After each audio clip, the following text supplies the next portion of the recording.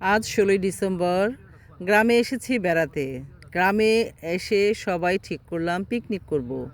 এই যে সবাই পিকনিকের প্রস্তুতি চলছে। কেউ আদা রসুন বাটছে, কেউ পেঁয়াজ কাটছে, কেউ মাংস বের করছে, আর কেউ আবার পেঁয়াজ বেরেস্তা করছে। মানে সবাই মিলে কাজ করছে। আর আমার শুধু একটাই কাজ, ভিডিও করা। আর এই কাজটাই তো আমার ভালো লাগে, তাই না? আমি যদি ভিডিও না করি তাহলে আপু তোমরা কিভাবে দেখবে আমার এই ভিডিওগুলো? আর এই যে দেখো, এখানে মাংস এনেছে, গরুর মাংস। এই মাংসগুলো সুন্দর করে পিস করেও এনেছে ওরা। আর যাতে সহজ হয় এর জন্য সবাই একসাথে কাজ করলে তো ভালো লাগে। পিকনিকের কাজগুলো শুধু আনন্দই, সবাই একসাথে কাজ করার মজাই আলাদা, আনন্দই আলাদা।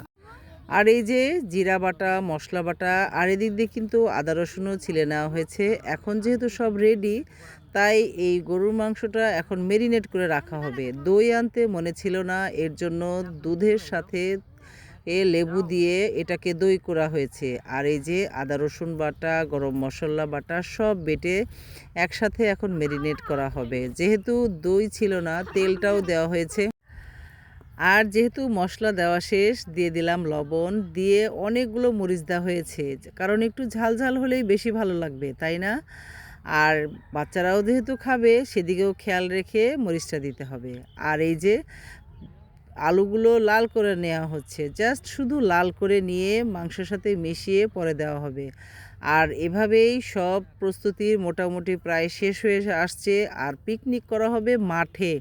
মাঠে বলতে ধান খেতে, সেখানে চুলা খোদা হচ্ছে, সেটার জন্যও প্রস্তুতি নিচ্ছে। আর এই যে তেল এখন দিয়ে পরিমাণ মতো এটা মেরিনেট করে রাখতে হবে মাংসটা, যাতে তাড়াতাড়ি সিদ্ধ হয়ে যায়, তাই না? এই সবটাই ছিল রসুন ছেঁচার মতোই করেই বাটা হয়েছে, যেহেতু মিশে যাবে এর জন্য। আর ১ প্যাকেট দেওয়া হলো বিরিয়ানির মশলা, এটা দিলে একটা সুবাস ছড়াবে, তাই দেওয়া হয়েছে।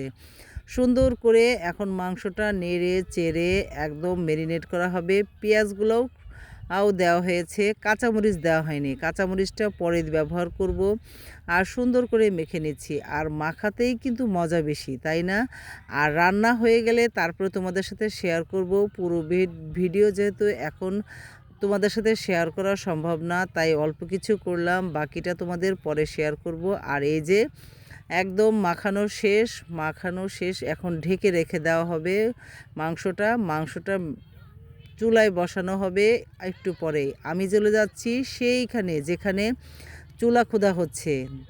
চলো তোমাদের মাঠে নিয়ে যাই। হাত ধোয়া পানি দিয়ে এদের ঢেকে রাখা হলো। আর এই যে চুলা ধরিয়ে ফেলা হয়েছে, দিয়ে দেওয়া হয়েছে পাতিল, এখন রান্না হবে। রান্না হলেই বুঝতে পারবে। আর এই যে দেখো মাংসটা একদম সুন্দর হয়েছে কিন্তু।